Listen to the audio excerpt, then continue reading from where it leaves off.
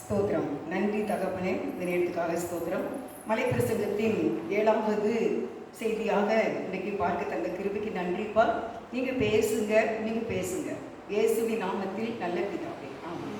அருமையானவர்களே, இன்னைக்கு நம்ம மலைப்பிரசங்கத்தினுடைய 7வது பகுதியை பார்க்க இருக்கின்றோம். மத்தேயு 5வது அதிகாரம் 10வது வசனத்தில் இயேசுப்பா அந்த மலைப்பிரசங்கத்தில் சொன்ன வார்த்தையை இப்பொழுது நம்ம வாசிக்க கேட்போம். நீதி நிமித்தம் துன்பப்படுகிறவர்கள் பாக்கியவான்கள். நீதி நிமித்தம் துன்பப்படுகிறவர்கள் பாக்கியவான்கள். பரலோக ராஜ்யம் அவர்களுடையது. அருமையானவர்களே, நீதி நிமித்தம், நீதினா என்ன அப்படின்னா நல்ல காரியங்களை செய்யும்போது நம்ம அந்த நீதி நிமித்தம் சில சமயம் துன்பப்படுறோம். அந்த துன்பம் வர்றது உங்களுக்கு என்ன சொல்றாரு ஆண்டவர்னா, அந்த நீதி நிமித்தம் நீங்கள் துன்பப்பட்டால் நீங்கள் பாக்கியவான்கள் தான், பரலோக ராஜ்யத்தையே உங்களுக்கு நான் கொடுக்குறேன் அப்படின்ட்டு சொல்கிறார். அதுக்கு நான் உதாரணமாக யாரை எடுத்துக்கேன் அப்படின்னா, இந்த நாளில் நாம் எடுத்துக்கிற வசனம் என்ன அப்படின்னா, எரேமியா 38வது அதிகாரம் 6வது வசனத்தை நீதி நிமித்தம் எப்படி ஒருத்தர் துன்பப்படுறாரு அப்படிங்கிறத உங்களுக்கு சொல்கிறேன். அப்பொழுது அவர்கள் எரேமியாவை பிடித்து அவனை காவல்சாலையின் முற்றத்தில் இருந்த அமலேகின் குமாரனாகிய மலிகியாவினுடைய துறவிலே போட்டார்கள். எரேமியாவை கயிறுகளினால் அதிலே இறக்கிவிட்டார்கள். அந்த துறவிலே தண்ணீர் இல்லாமல் உடையாயிருந்தது. அந்த உலையிலே எரேமியா அமிழ்ந்து போனான். அருமையானவர்களே, எரேமியா தீர்க்க தரிசனம் சொன்னது நிமித்தமாக எரேமியாவை இப்படி கொடுமைப்படுத்துகின்றார்கள். எவ்வளவு ஒரு மனசு துக்கமாக இருக்கு. ஆனால் அவர் நீதி நிமித்தம் துன்பப்படுகின்றார். என்ன செய்தாங்கன்னா, எரேமியாவை கயிறுகளினால் எரேமியாவை கயிறுகளினால் அதிலே இறக்கி விட்டார்கள். அந்த துறவிலே தண்ணீர் இல்லாமல் உலையாயிருந்தது. அந்த உலையிலே எரேமியா அமிழ்ந்தான். 38வது அதிகாரம் 6வது வசனத்தில் இப்படி பார்க்கின்றோம். எப்படி மனசு கஷ்டமாக இருக்கும். கயிறுல கட்டி சகதியான ஒன்றுக்குள்ள எரேமியாவை தூக்கி போடுறாங்க. ஆனால் எதுக்கு அப்படின்னா, நீதி நிமித்தம் தான். அவர் நல்லதே சொன்னார், நல்ல தீர்க்க தரிசனம் சொன்னார். அவங்களுக்கு அதை ஏற்றுக்கொள்ள மனசு இல்லை. அவங்க கடின இதய உள்ளவங்களாக இருந்ததுனால அப்படியாக அவரை கிணத்துக்குள்ளே இறக்கி போட்டாங்க. நீங்கள் யோசித்து பாருங்க, ஒரு தனிமையாக ஒரு வாலிபனை இப்படி கயிறு கட்டி ஒரு பாழான கிணத்துக்குள்ள சகதியும் குப்பையும் தவளைகளும் பாம்புகளும் கிருமி பூச்சிகளும் விஷ ஜந்துகளும் கிடக்கக்கூடிய அதில் எரேமியாவை உள்ளே போட்டு விட்டார்கள். எரேமியா அவங்க என்ன சொல்லலாம், அவங்க என்ன செய்தாங்க, எரேமியா அப்படியே அமிழ்ந்து போகிறாங்க. அவங்க எத்தனை கிலோ இருப்பாங்க, 60 கிலோ இருப்பாங்கன்னு வச்சுக்கோங்க. 58, 60, 65 கிலோ இருப்பாங்கன்னு வச்சுக்கோங்க. அதில் அப்படியே அவங்க என்ன செய்கிறாங்க, அமிழ்ந்து போகிறாங்க. ஆனாலும் நீதி நிமித்தமாக அவர் கர்த்தரை ஸ்தோத்திரம் பண்ணியிருப்பார். திருப்பி அவரை வெளியே எடுத்துட்டாங்க. ஆனால் அவருக்கு பரலோக ராஜ்யம் இன்னைக்கு அவர் பைபிளிலே வருகின்றார். அதே போல் அருமையானவர்களே, நம்ம கூட இயேசுவின் நிமித்தமாக, அவருடைய வசனத்தின் நிமித்தமாக, நீதியான நன்மைகளின் நிமித்தமாக நம்மை துன்பப்படுத்தினால் பதிலுக்கு நம்ம ஒன்றும் பேசக்கூடாது, சபிக்கக்கூடாது. கர்த்தரை ஸ்தோத்திரம் பண்ணினால் பரலோக ராஜ்யம் நம்முடையது என்று வேதம் சொல்லுகிறது. அடுத்து நான் வாசிக்க சொல்கிறேன். எரேமியா 20வது அதிகாரம், எரேமியாவில் 2வது வசனம். எரேமியா 20:2. எரேமியா தீர்க்கதரிசியை பஸ்கூர் அடித்து அவனை கர்த்தருடைய ஆலயத்திலே பென்யமீன் கோத்திரத்தாரை சேர்ந்த மேல் வாசலில் இருக்கும் காவலறையிலே போட்டான். பார்த்தீங்களா, எரேமியா 2வது அதிகாரம் 20வது வசனத்தில் என்ன சொல்லியிருக்கு அப்படின்னா, அவர்கள் இன்னொன்று வாசிப்போம். எரேமியா தீர்க்கதரிசியை பஸ்கூர் அடித்து அவனை கர்த்தருடைய ஆலயத்திலே பென்யமீன் கோத்திரத்தாரை சேர்ந்த மேல் வாசலில் இருக்கும் காவலறையில் போட்டான். காவலறையில் போட்டார்கள் அப்படின்னா இடிச்சிருக்காங்க, ஜெயிலில் போட்டிருக்காங்கம்மா, ஜெயிலில் போட்டிருக்காங்க. 22ல் எரேமியா தீர்க்கதரிசியை பஸ்கூர் அடித்து, பஸ்கூருங்கிறவன் என்ன செய்யறான், அடிக்கிறான். எரேமியா தீர்க்கதரிசி எவ்வளோ கனமானவர், கர்த்தரால் தெரிந்து கொள்ளப்பட்டவர். தாயும் கற்பத்திலேயே அவரே தெரிஞ்சுதாங்க, தேவன் தெரிந்து கொண்டாங்க. ஆண்டவர் சொல்றார், நீ கற்பத்தில் உருவாகும் முன்னே உன்னை நான் அறிந்து உன்னை பரிசுத்தப்படுத்தினேன்னு சொன்ன அவளுக்கு ஒரு பரிசுத்தமான ஒரு தீர்க்க தரிசிய என்ன செய்யறாங்க, அவனை அடித்து அவனை கர்த்தருடைய ஆலயத்திலே பென்யமீன் கோத்திரத்தாரை சேர்ந்த ஜெயிலே போட்டாங்க. எப்படி எனக்கு அலையிலையோ சொல்லன்னு தெரியல. ஏன்னா ஜெயிலில் கொண்டு போட்டுறாங்க. ஜெயில் எப்படி இருக்கும்? இருட்டாக இருக்கும், சின்ன அறையாக தான் இருக்கும், வெளிச்சம் இருக்காது, அங்கே ஃபேன் இருக்காது, எந்த வசதியுமே இல்லாத, உணவு சரியான உணவு கிடைக்காத அந்த அறையிலே ஜெயிலிலே எரேமியாவை போட்டார்கள். நீதி நிமித்தம் அரசர்களுக்கு தேவன் சொன்ன தீர்க்க தரிசனத்தை சொன்னது அரசர்களுக்கு பிடிக்கல. மனம் திரும்புங்கன்னு சொன்ன தேவனுடைய வார்த்தையை சொன்னது அந்த ராஜாக்களுக்கு பிடிக்காம அவரை ஜெயிலில் போட்டு காவலறையிலே போட்டு சித்திரவதை பண்ணினார்கள். ஆனால் பரலோக ராஜ்யம் அவருடைய. இன்றைக்கு நம்ம கூட தேவனுடைய வசனத்தின் நிமித்தமாக, அவருடைய நீதியான காரியங்களின் நிமித்தமாக, நம்முடைய நல்ல தீர்க்கதரிசி நிமித்தமாக, நம்முடைய நல்ல ஊழியங்களின் நிமித்தமாக, நம்முடைய வேத வாசிப்புல நம்ம ஆண்டுக்குள்ள உள்ள எந்த காரியத்தில் நம்மை துன்பப்படுத்தினால் நாம் பாக்கியவான்கள். ஏனென்றால் பரலோக ராஜ்யம் நம்முடையது என்று வேதம் சொல்லுகிறது இந்த மலை பிரசங்கத்தில். அடுத்து நான் உங்களுக்கு ஒரு வசனம் சொல்றேன். எரேமியா 37 வசனம். எரேமியா 37 அதிகாரம் 2வது வசனம். கர்த்தர் எரேமியா தீர்க்கதரிசியை கொண்டு சொன்ன வார்த்தைகளுக்கு அவனாகிலும் அவனுடைய ஊழியக்காரராகிலும் தேசத்தின் ஜனங்களாகிலும் செவி கொடுக்கவில்லை. தேசத்தின் ஜனங்களாக பாருங்க, தீர்க்கதரிசியை கொண்டு சொன்ன வார்த்தைகளுக்கு அவனாகிலும் அவனுடைய ஊழியக்காரராகிலும் தேசத்தின் ஜனங்களாகிலும் ஒருத்தருமே செவி கொடுக்கல. எவ்வளோ கஷ்டப்பட்டு சொல்லியிருப்பார் கர்த்தருடைய வார்த்தையை. நம்ம இன்னைக்கு ஊழியம் செய்கிறோம், எவ்வளவோ கஷ்டப்பட்டு சொல்லிக்கிட்டே இருக்கோம், ஆனாலும் என்ன செய்ய மாட்டேங்கிறாங்க, ஏற்றுக்கொள்ள மாட்டேங்கிறாங்க. நம்ம யாரையும் குறை சொல்லாதீங்க அப்படின்னா ஏற்றுக்கொள்ள மாட்டேங்கிறாங்க. நீங்கள் அதிகமாக ஜெபம் பண்ணுங்க அப்படின்னாலும் ஏற்றுக்கொள்ள என்னால் மனசு இல்லை. தேவனுடைய பாதத்தில் அதிகமான நேரம் அமர்ந்துருங்க அப்படின்னாலும் சரிமான ஏற்றுக்கொள்ள மனசு இருக்காது. அந்த நாட்களிலே எரேமியா அப்படிதான் சொல்லி பார்த்தாங்க. அவனாகிலும் அவனுடைய ஜனங்களாகிலும் தேசத்தில் உள்ளவர் யாருமே ஏற்றுக்கொள்ளலை பாருங்க. அப்போ எரேமியாவுக்கு எவ்வளவு மனசு துக்கமாக இருந்திருக்கும். அதனால தான் அவர் புலம்பல் பாடினார். புலம்பல்ங்கிற அந்த அதிகாரத்தை எழுதுனது எரேமியா தான். அது எந்த வருஷம் அப்படின்னா கிறிஸ்து பிறப்பதற்கு முன்பாக உள்ள வருஷத்துல தான் அவர் இதை சொல்லியிருக்கார்.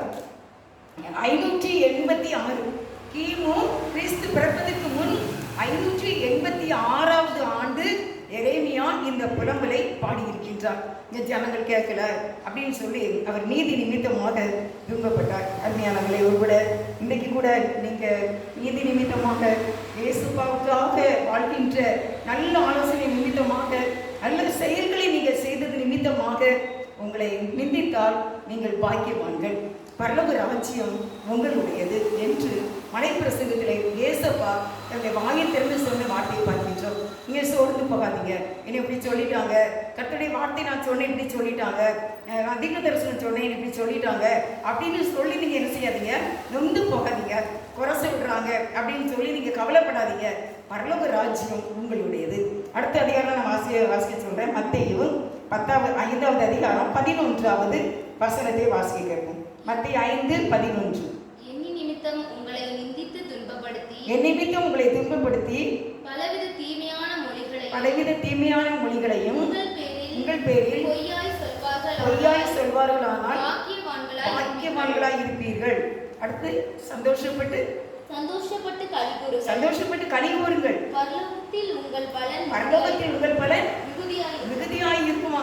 பாருங்க, அப்ப என் நிமித்தமாக, இயேசுவின் நிமித்தமாக, நம்ம இயேசுவை ஏற்றுக்கொண்டது நிமித்தமாகவும், ஊழியம் செய்யறது நிமித்தமாகவும், அவருக்காக பல தியாகங்களை பண்ணுகிறது நிமித்தமாகவும் நம்மளை நிந்தித்து பலவித தீமையான மொழிகளையும் நம்ம மேல பொய்யாய் சொல்வார்களானால் நீங்கள் சந்தோஷப்பட்டு களி கூறுங்கள் அப்படின்னு சொல்றார் ஆண்டவர்.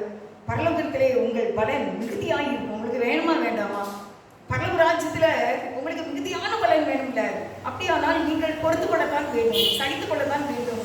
ஏனென்றால் கர்த்தரே சொல்லியிருக்காரு, ஏசப்பாவே அந்த மலை பிரசங்கத்துல அவ்வளவு உயரமான அந்த மலையில இருந்து கர்த்தர் சொன்ன வார்த்தை, நீங்க ஏன் நிமித்தமாக அப்படின்னு சொல்றாரு ஏசப்பா, என் நிமித்தமாக உங்களை என்ன துன்பம் செய்ய சொன்னாலும் பரவாயில்ல, என்ன ஊழியம் செய்யறாங்க, என்ன ஜெபம் பண்றாங்க, என்ன காரியத்து நிமித்தமாக இயேசுவின் நிமித்தம் நம்மளை துன்பப்படுத்தி நம்மளை அதாவது பேடான வார்த்தைகளை சொல்லி என்ன குற்றப்படுத்தினாலும் நீங்க கவலைப்படாதீங்க, பயப்படாதீங்க. இன்றைக்கு கர்த்தர் நம்மோடு பேசுகிறார். நீங்க என்ன செய்யணுமா? சந்தோஷப்பட்டு களி கூறுங்க. ஏன்னா பரலோகத்துல உங்களுக்கு பலன் இருக்குது. அது எப்படி பலன்? Extra extra extra extra. அது கோடி கோடியாகவும் இருக்கலாம், மில்லியன் மில்லியனாகவும் இருக்கலாம்.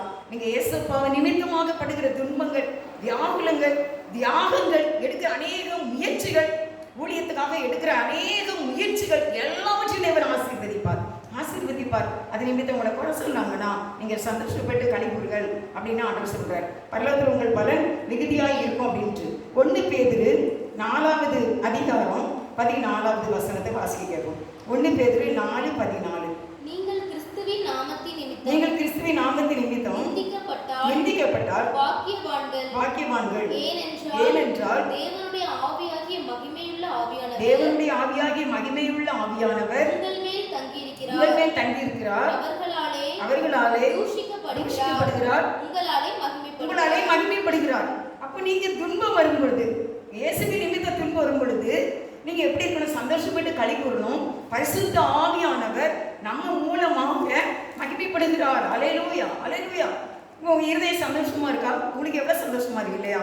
நீங்க என்னுடைய ஆவியில நான் உணர்றேன். இந்த வசனத்தை நீங்க கேட்கும் போது உங்க இருதயத்துல, உங்களுடைய ஆவியில நீங்க சந்தோஷமா இருக்கீங்க. ஏன்னா உங்க ஆவியை உயிர்ப்பிக்கிறது பரிசுத்த ஆவியானவர் உங்களிலே மகிமைப்படும்போது எவ்வளவு சந்தோஷமா இருக்கும். அல்லேலூயா. ஹோலி ஸ்பிரிட் மை காட், பரிசுத்த ஆவியானவர் நம்மிலே மகிமைப்படும்போது நம்ம என்னனாலும் பரவாயில்ல, யாருனாலும் என்னனாலும் சொல்லுங்க, இயேசுவா நிமித்தமாக எதுனாலும் சகிப்பேன், எதனாலும் பொறுத்து கொள்வேன், எந்த கஷ்டனாலும் பொறுத்து கொள்வேன். ஏனென்றால் என்னோட ஹோலி ஸ்பிரிட், என்னோட பரிசுத்த ஆவியானவர், என்னுடைய தூய ஆவியானவர் என்னிலே மகிமைப்படுகிறார். அது போதும் எனக்கு, அது போதும் எனக்கு, அது போதும் எனக்கு என்று நாம் சொல்ல வேண்டும். சோர்ந்து கவலைப்பட்டு அழுது கண்ணீர் வெடிச்சு அவங்களை ஏசி எல்லார்ட்டையும் சொல்லக்கூடாது. அப்படியானால் பரலோக ராஜ்யத்திலே நம்முடைய பலன் மிகுதியாக இருக்கும் என்று வேதம் சொல்கிறது. அடுத்து நீங்க மத்தேயு 14 அப்போஸ்தலர் நடவடிக்கைகள்ல 16:19. அப்போஸ்தலர் நடவடிக்கைகள் 16:19.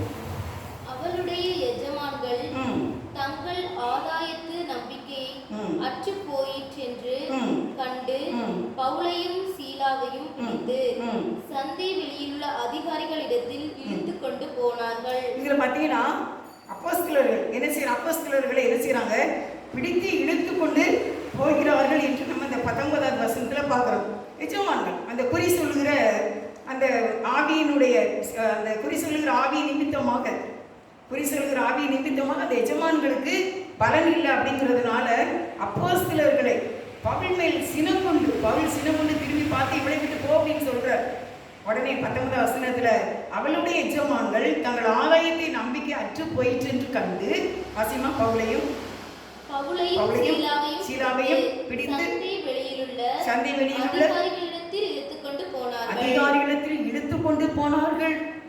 இயேசுவின் நிமித்தமாக பாருங்க, அந்த குறி சொல்ற ஆவியை இயேசுவின் நாமத்துல வெளியே போ, ஏன்னா அவளும் பரலோக ராஜ்யத்துக்கு வரணும், அவளும் ஆபிரகாமின் மார்த்தியாக இருக்கணும்ல. அதுக்காக பவுல் சினம் கொண்டு அந்த ஆவியை வெளியே போக சொல்றார். ஆனா அந்த எஜமான்கள் இவங்க பவுலை சீலாவை என்ன செய்யறாங்க? பிடிச்சு இழுத்து அடிச்சு இழுத்து கொண்டு போனார்கள் தெருவழியாக. நம்ம இன்னைக்கு அப்படின்னா அனுபவிச்சிருக்கோமா? இல்லைல்ல. ஆனா வெளியே மற்ற மாநிலங்கள்ல உத்தரப்பிரதேசம், பீகார், இப்படி தந்தேவாடா அந்த மாதிரி மாநிலங்கள்ல நிறைய இடங்கள்ல கஷ்டப்படுறாங்க ஊழியக்காரங்க. ஜெயில கொண்டு போடுறாங்க, எஃப்ஐஆர் கேஸ்லாம் போடுறாங்க. ஆனா ஒருவேளை இன்னைக்கு இந்த செய்தி கேட்குற நம்ம அப்படிலாம் ஒன்றும் கஷ்டப்படலை. நம்ம யாராவது நம்மளை இதுவரைக்கும் இயேசுக்காக அடிச்சிருக்காங்களா? நம்ம மேல எச்சு துப்பியிருக்காங்களா? கன்னத்தில் அடிச்சிருக்காங்களா? தெருவில் இழுத்து கொண்டு போயிருக்காங்களா? இல்லைல்ல. அப்போ நம்ம இந்த கிறிஸ்துக்காக பாடுபடணும்னா சந்தோஷமா அதை ஏற்றுக்கொள்ளணுமா? அப்படின்னா பரலோக ராஜ்யம் நம்முடையது அப்படின்னு சொல்றாரு. ஆனா அந்த நாட்கள்ல இந்த அப்போஸ்தலர்கள் இந்த பாடுகளை எல்லாம் சந்தோஷமாய் சகித்தார்கள் என்று நம்ம பார்க்கிறோம். அடுத்த ஒரு வசனம் உங்களுக்கு சொல்றேன். ரோமர் 15:4 வசனம். ரோமர் 15:4. தேவ வசனத்தினால் உண்டாகும் பொறுமையினாலும் ஆறுதலினாலும் நாம் நம்பிக்கையுள்ளவர்களாகும்படிக்கு முன்பு எழுதியிருக்கிறவைகள் எல்லாம் நமக்கு போதனையாக இருக்கிறது. எதுக்காக இது நமக்கு எழுதப்பட்டிருக்கு? அப்போஸ்தலர்களை இப்படி அடித்தது, யோவான் ஸ்நானகன் தலையை வெட்டி எடுத்தது எதுக்காக நமக்கு எழுதப்பட்டிருக்குன்னா, இதெல்லாம் நீங்களும் இப்படி கை கொள்ளுங்கள் என்பதற்கு நமக்கு அந்த பொறுமையை காண்பிக்கும்படிக்கு நமக்கு எழுதப்பட்டிருக்கிறது. அப்போ இந்த வசனம் தான் எனக்கு நமக்கு சத்தியம். பலவிதமான காரியங்களை சொல்வார்கள். இன்றைக்கு சாயங்காலம் போல் 2 சகோதரி வந்தாங்க. அவங்களும் பைபிளை பற்றி தான் பேசுகிறாங்க. ஆனால் என்னமோ கொண்டு வராங்க. எனக்கே ஒரு செகண்டில் ஒரு மாதிரி ஆயிட்டு அவங்க பேசுனதை பார்த்தா. சத்தியத்தின்படி தான்மா நீங்கள் உபதேசம் பண்ணணும், பிரசங்கம் பண்ணணும். சத்தியத்தின்படி நீங்கள் சொல்லுங்கள், பைபிளில் என்ன எழுதிருக்கோ அதை தான் நீங்கள் பிரசங்கம் பண்ணணும்னு சொல்லணும் அப்படின்னா அவங்க என்னெல்லாமோ சொல்கிறாங்க பார்த்துக்கோங்க. எனக்கே ஒரு விஷயத்தில் மைண்ட் இதாகிடுச்சு. அதில் சரி போயிட்டு வாங்க அப்படின்னு சொல்லிட்டேன். நம்ம இந்த சத்தியத்தின்படியே நம்ம வாழ்ந்து எப்படி நம்முடைய தேவனுடைய ராஜ்யத்தை சுதந்திரிச்சுக்கிடும். ஏன்னா இதுக்கு முன்னால் வாழ்ந்தவர்கள் பரிசுத்தவான்கள் இப்படியே வாழ்ந்து பரலோக ராஜ்யத்துக்கு போயிட்டாங்க. நம்முடைய குறிக்கோள் அதான். நமக்கு பரலோக ராஜ்யம் தான் நமக்கு முக்கியம். அதான் ஆண்டவர் சொல்றாரு, என் நிமித்தமா நீ இப்படிலாம் கஷ்டப்பட்டீங்கன்னா உனக்கு வந்து பரலோக ராஜ்யம் உனக்கு உண்டு. அதனால இயேசுவின் நிமித்தம் நம்ம கஷ்டப்பட்டாலும் நம்ம சந்தோஷத்தோடு அனுபவிக்கும் போது பரலோக ராஜ்யம் நமக்கு சொந்தமாகிறது. கடைசியாக ஒரு வசனம் பார்க்கலாம். 1 பேதுரு 2வது அதிகாரம் 19வது வசனம். 1 பேதுரு 2:19. தேவன் மேல் பற்றுதலாய் இருக்கிற மனசாட்சியின் நிமித்தம் ஒருவன் அநியாயமாய் பாடுபட்டு உபத்திரவங்களை பொறுமையாய் சகித்தால் அதுவே பிரீதியாய் இருக்கும். எப்படி பாருங்க, தேவன் மேல் பற்றுதலாய் இருக்கிற மனசாட்சி நிமித்தம் ஒருவன் அநியாயமாய் பாடுபட்டு, அநியாயமாய் தேவையில்லாம உண்மையே இல்லாம அநியாயமாய் பாடுபட்டு உபத்திரவங்களை பொறுமையாய் சகிக்கணுமா அப்படின்னா அதுதான் தேவனுக்கு ரொம்ப பிடிக்குமா. நீங்கள் நினைப்பீங்க, நான் நல்லதே தான் செய்கிறேன் ஆனாலும் கடைசியில் என்னைய குற்றவாளி ஆக்கிடுறாங்க. நான் நல்லதே தான் உண்மையே தான் பேசுனேன் ஆனாலும் என்னையும் தப்பாக சொல்கிறாங்க, என்னையும் கேவலமாக பேசுகிறாங்க அப்படின்னு நீங்கள் நினைக்கிறீங்களா? உங்களை பார்த்து ஆண்டவர் சொல்கிறாரு, நீ நல்லது செய்தினா, நல்லது செய்து நீ பாடு அனுபவிச்சேன்னா அது இயேசுவுக்கு ரொம்ப பிடிக்குமா. 20ஆம் வசனம் வாசிங்க. 1 பேதுரு 2:20. நீங்கள் குற்றம் செய்து அடிக்கப்படும் போது பொறுமையோடே சகித்தால் அதனால் என்ன கீர்த்தி உண்டு. நீங்கள் நன்மை செய்து பாடுபடும் போது பொறுமையோடே சகித்தால் அதுவே தேவனுக்கு முன்பாக பிரீதியாக இருக்குமா. அப்ப நீங்கள் குற்றம் செய்து அடிக்கப்பட்டு பொறுமையாக இருக்கிறதுனால ஒரு பலன் இல்லை. நன்மை செய்து பாடுபட்டு அது நிமித்தம் அடிக்கப்பட்டால் அதுதான் என்னதான் இருக்கும், நமக்கு பெரிய தேவனுக்கு முன்பாக ரொம்ப பிடிக்கும். அப்போ பரலோக ராஜ்யம் நம்முடையது. அடுத்து 21ஆம் வசனத்தை வாசிப்போம். 1 பேதுரு 2:21. இதற்காக நீங்கள் அழைக்கப்பட்டும் இருக்கிறீர்கள். ஏனெனில் கிறிஸ்துவும் உங்களுக்காக பாடுபட்டு நீங்கள் தம்முடைய அடிச்சுவடுகளை தொடர்ந்து வரும்படி உங்களுக்கு மாதிரியை பின்வைத்து போனார். எப்படியாமா, நீங்கள் இதுக்கு தான் அழைக்கப்பட்டிருக்கீங்க. இயேசுவின் நிமித்தம் துன்பப்படுவதால் நம்ம அழைக்கப்பட்டிருக்கிறோம். அவருக்காக தான் அழைக்கப்பட்டிருக்கிறோம். அவர் நிமித்தம் அப்போ துன்பம் வரும்போது நம்ம எப்படி இருக்கணும், ரொம்ப சந்தோஷமா இருக்கணும். துன்பத்தின் நிமித்தம் இதுக்கு தான் நீங்கள் அழைக்கப்பட்டிருக்கீங்க. கிறிஸ்துவும் உங்களுக்காக பாடுபட்டு தம்முடைய அடிச்சுவர்களை தொடர்ந்து வரும்படிக்கு அவர் நமக்கு மாதிரி வைத்து போனார். நம்ம இயேசுனுடைய மாதிரியை பின்பற்றுவோம். இயேசுவை பொறுமையாக இருந்து தம்மை தாழ்த்தி அறைபட்டு சிறிது அடிபட்டு மறித்து உயிரோடு எழுந்து இன்னைக்கு ஜீவிக்கிறார். நாமும் பொறுமையோடு இருந்து ஒரு நாள் 1ஆம் உயிர்த்தெழுதலை அவர்களோட பங்கு வருவோம். கிறிஸ்துவின் நிமித்தம் பாடுபட்டால் நீங்கள் பாக்கியவான்கள், பரலோக ராஜ்யம் உங்களுடையது. God bless you. Amen.